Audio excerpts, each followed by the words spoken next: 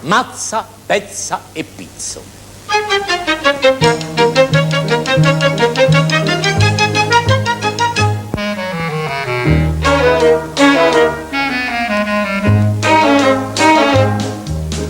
Carlo Mazza e Rosa Pezza si sposarono, però il connubio fu infelice, un inferno diventò.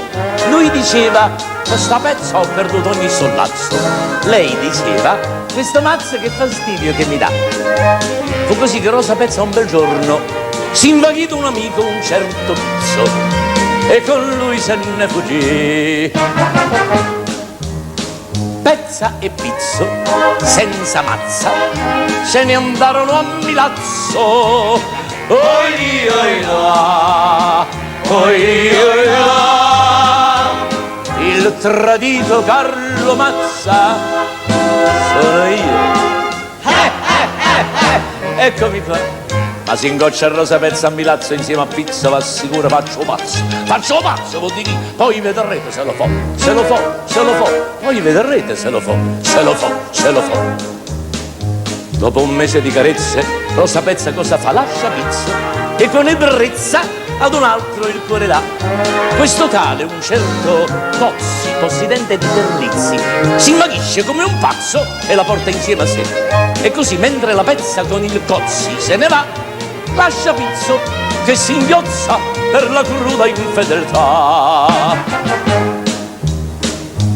Pezza e Cozzi, senza Pizzo, se ne andarono a Caiazzo. Oi oi là, oi oi là. L'arcibetto Carlo Mazza sono io. Eccomi qua. A si ingoccia Rosa Pezza a Caiazzo insieme a Cozzi, va sicuro faccio pazzo, vuol dire, poi vedrete se lo fa, poi vedrete se lo fa. Per un Pizzo e per un Cozzi quella infame che mi fe, ma c'è adesso Alberto Rizzo che tradisce a tutti e tre. Pezza e Cozzi con sto Rizzo si incontrarono a Varazze e per quella ingrata Pezza una rissa cominciò.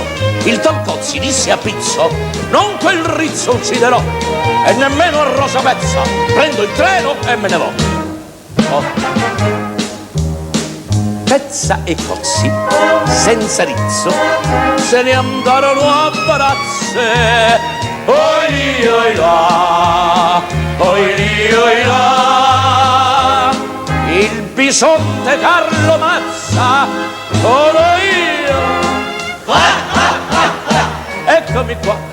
Ora Pezza senza Cozzi, senza Mazza, senza Rizzo, senza Pizzo, sola per il mondo vagherà, che rimorsi porterà, che rimorsi porterà, ma me la pagherà. Ma il cornuto Carlo Mazza chi è?